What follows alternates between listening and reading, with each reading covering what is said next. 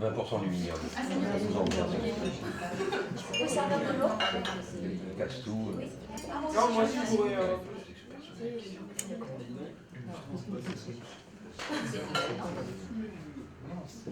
Vous avez fait comment? Demandez à l'achat. C'est 5,50. Sinon, pas autre chose. Un mec qui Pareil, hein. Voilà, Juno.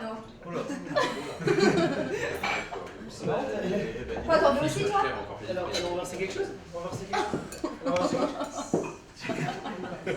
T'inquiète pas, y'a rien. En tout cas, c'est qu'on a aidé. Il retourne tout, mon ami. Non, c'est pas sûrement. Rien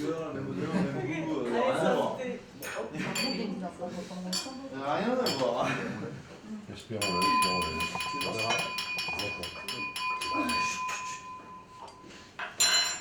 Il est bientôt 19h et je voudrais proposer le premier toast.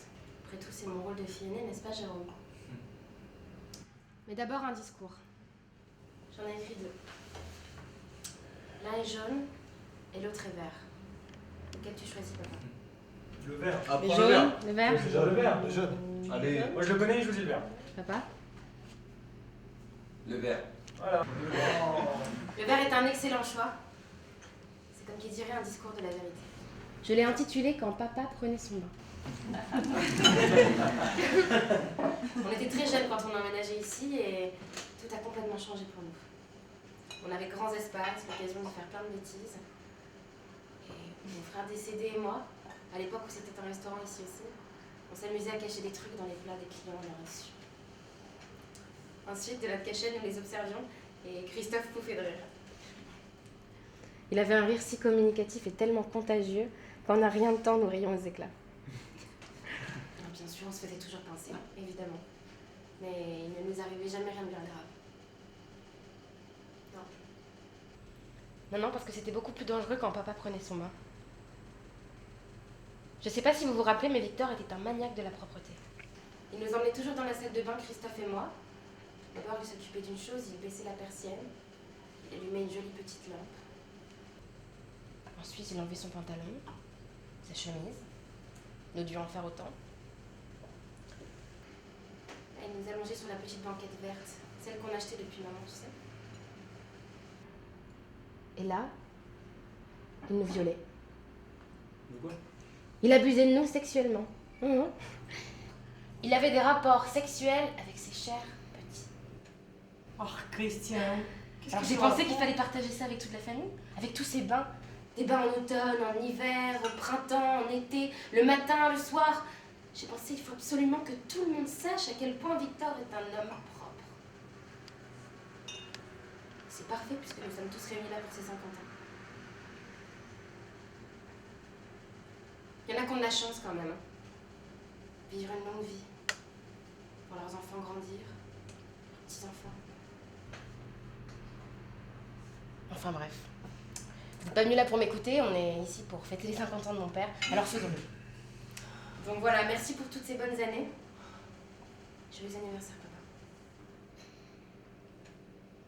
Mais t'es obligé de gâcher les soirées de ton père, là?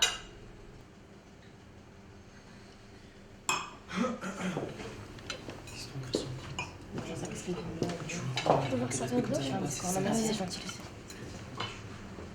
Je vais en discuter. C'est 50 ans, ça.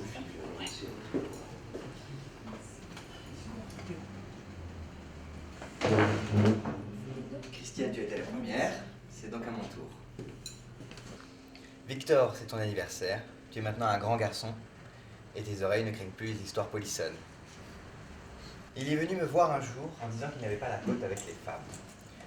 Donc, je lui ai répondu, écoute mon frère, achète-toi une patate et fourre-la-toi dans ton slip de bain. Cet été, au lac, tu verras, elles vont toutes te courir après. L'été venu. Excuse-moi de t'interrompre.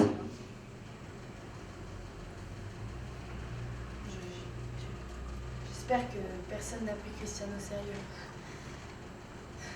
C'est ma sœur et je l'aime très très fort, mais voilà, ce qu'elle a dit n'est pas vrai et je suis bien placée pour le savoir. Voilà. C'est bien, non, c'est bien de le préciser. C'est clair. Encore désolé, j'ai bien eu un choc. Il est revenu me voir en me disant que ça avait été encore pire que d'habitude et que personne ne voulait lui adresser la parole. C'est normal, mon frère. La patate, il faut la mettre devant, pas derrière.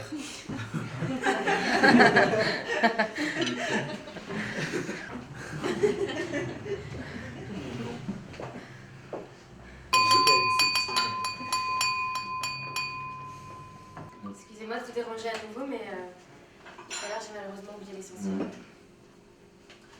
Comme je vous l'ai dit, on est ici pour fêter les 50 ans de Victor et rien d'autre. Alors si je vous ai mis sur la mauvaise piste, je voudrais m'excuser et y remédier en proposant un toast à son honneur. Levez-vous s'il vous plaît. Levons nos verres bien haut.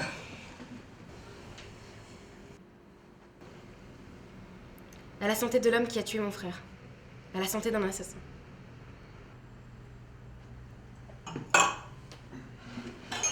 Mais t'es obligé de gâcher les soirées de ton père comme ça?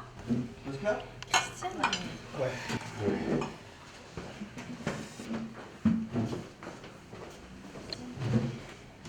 Christiane, tu m'entends? T'arrêtes tes conneries tout de suite. Je sais pas ce qu'il prend, mais t'arrêtes tout de suite.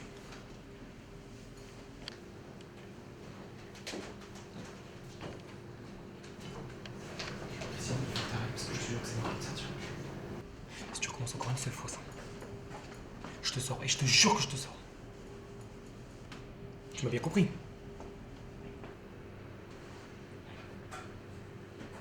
Promis? Tu vas plus recommencer?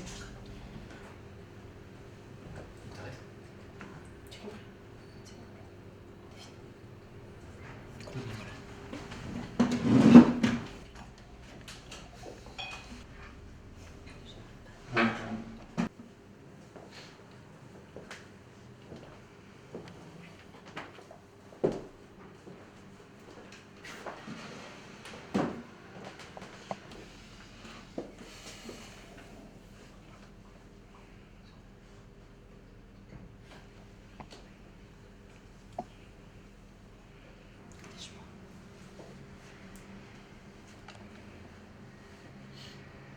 C'est facile de raconter un tas de choses. Moi aussi, je peux raconter quand tu étais enfant, comment tu ne supportais pas les autres enfants, comment tu cassais tous leurs jouets. Je peux raconter aussi quand on est allé te chercher dans ce sanatorium pourri, en Italie où tu moisissais. Tu étais là, gavé de médicaments, ta mère en crevait tous les jours. Ah, et tu parles de ton frère. Ah, ton frère. T'es jamais là pour lui. Quand le téléphone sonnait, il courait, c'était jamais toi. Jamais. Et puis il est parti.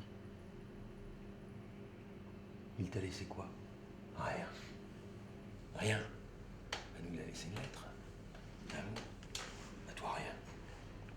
C'est bien qu'il y a quelque chose, non? Hein?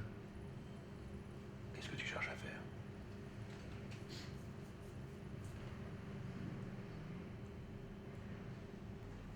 Ah, c'est facile.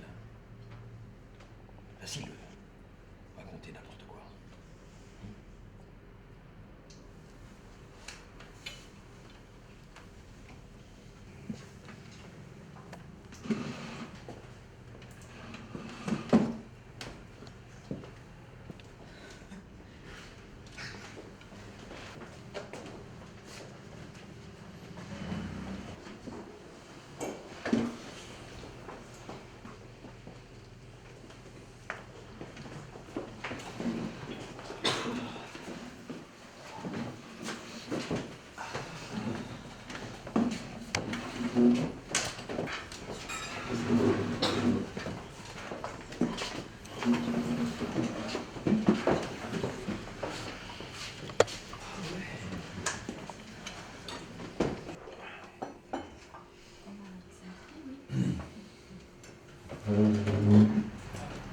Si Victor est mon père spirituel, Lisa ma chère est ma mère spirituelle. Je te donne donc la parole.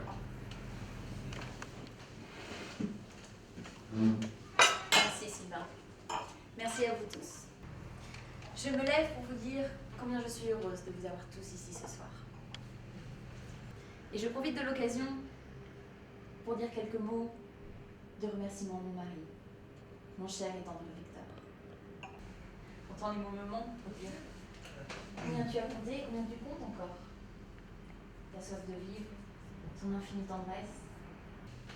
Tu as porté cette famille et tu as fait de moi une épouse comblée au-delà de toute espérance. Ces 30 années de vie commune ont été magnifiques. Je t'en remercie. Je voudrais aussi profiter de l'occasion pour dire 2 mots à mes enfants. Si vous saviez comme je suis fière de votre succès, d'autant que je vous ai connu petit. Michael, tu es notre plus jeune, le Benjamin. Nous ne t'avons pourtant pas beaucoup vu à la maison. Il y a d'abord eu le pensionnat, puis la classe de mère, et pour finir, l'école hôtelière en Suisse. Tu n'es jamais devenu un grand chef, mais qui sait ce que l'avenir nous réserve. En tout cas, tu nous as donné 3 adorables petits-enfants. Et ton père et moi t'en sommes très reconnaissants. Nous remercions aussi ta petite Mette. Hélène. Ah, Hélène. L'original de la famille. Depuis le jour où tu nous annonçais que tu voulais être chanteuse jusqu'au jour où tu as pris ta carte dans le parti communiste, c'est ça? Oui. Nous avons toujours su que tu tracerais ton propre chemin, aussi bien dans ta vie personnelle que professionnelle. Tu as choisi l'anthropologie, un sujet très intéressant, même si ton père et moi aurions préféré le droit. Mais merci pour ce grain de folie, Hélène. Et puis, Christiane, tu as toujours été une enfant si spéciale, si créative, à l'imagination débordante. Quand elle était petite, Christiane inventait les histoires les plus folles. Et j'ai toujours dit qu'elle ferait un excellent écrivain. Pour ceux qui l'ignorent, Christiane avait un ami imaginaire dont elle ne se séparait jamais, Spot. Christiane et Spot étaient inséparables, ils faisaient tout ensemble. Et si l'un n'aimait pas quelque chose, alors l'autre ne l'aimait pas non plus. Mais tu as grandi, Christiane. Il faut grandir. Il est temps de distinguer réalité et fiction. Les histoires que tu nous racontais tout à l'heure étaient passionnantes. Parce qu'elles l'étaient, n'est-ce pas? Mais je crois que tu es allé beaucoup trop loin. Je pense que Spot était avec toi tout à l'heure. Et vous avez fait du mal à ton père, tous les deux. Alors maintenant, toute seule, sans Spot, tu vas te lever et présenter des excuses à ton père. Excuse-toi, Christiane. Que tu te lèves et que tu demandes pardon à ton père. Lève-toi, Christiane. Ce n'est rien, Christiane. Ça ne peut pas te faire de mal. Ce n'est qu'un petit pardon.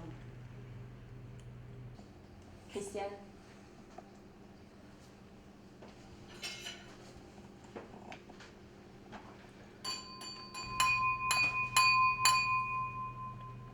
Excusez-moi de vous déranger encore, mais ma mère insiste.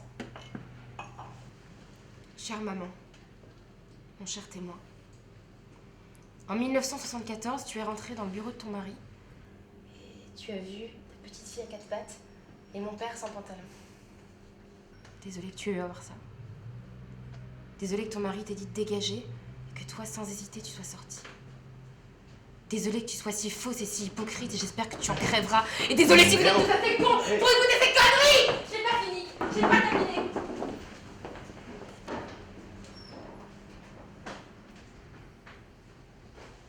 Aurore, c'est chanter, Aurore.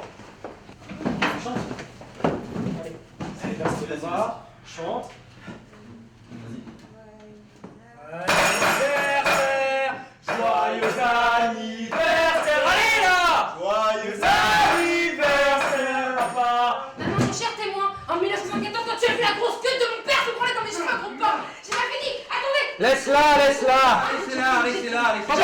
Putain, tu demande ton compte de respect, tu vas la laisser manquer de respect comme ça? Mais on le voit tous sur quel état elle est, c'est bon. Tu vois bien que je suis Laisse-la. folle, donc laisse-moi. Le discours de Christophe, tu veux l'entendre? Tout le monde veut entendre le discours de Christiane, Christophe, non? Christiane. Tout le monde? C'est mon frère. Pour les 50 ans de papa, en ton honneur. C'est un aide. Je veux que toi qui le dises. Juste ça, d'accord? Après, je Mais vais oui, te c'est ça. promets. Vas-y, ma fille, vas-y. Promets. Vas-y, toi, dis-nous quelque chose. Vas-y, Hélène.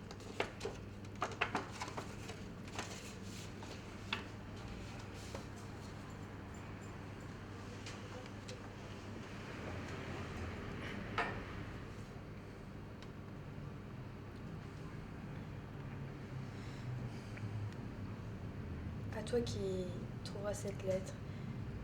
Tu es sans doute ma sœur ou mon frère car vous êtes très fort en jeu de piste. Je sais bien que ça doit être triste de me retrouver dans une baignoire remplie d'eau. Mais ce n'est peut-être pas si triste pour moi. Je sais que vous êtes mes frères et sœurs et que vous êtes joyeux et rayonnants. Et je sais que je vous aime. Ne vous en faites pas pour moi. Christiane, ma sœur bien-aimée, toi qui as toujours été à mes côtés, je te remercie pour tout et je ne veux pas te mêler à ça. Je t'aime trop pour ça. Ni toi, ni Hélène, ni Michael, bien sûr. Petit dingo.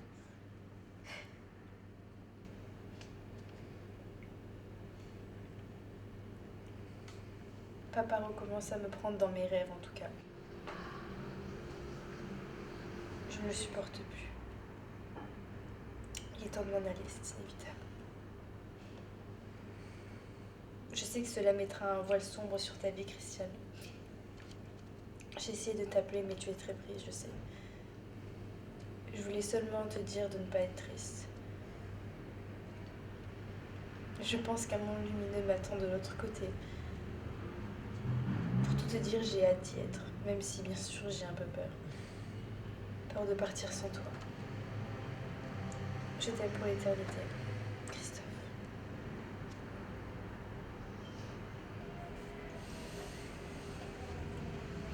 C'est vrai? Ça revient pour toi, ma fille. Que je traque avec elle. C'est vrai ce qu'il a dit?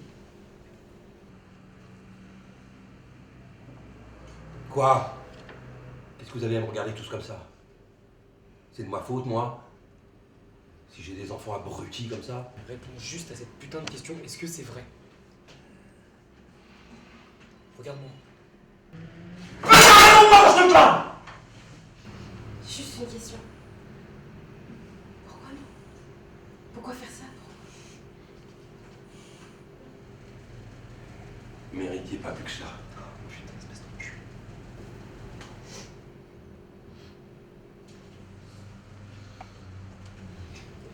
Attends. Dégage. Dégage. Sors de là. Dégage. Sors de là! Dégage ou je te dégage, je te jure. Attends!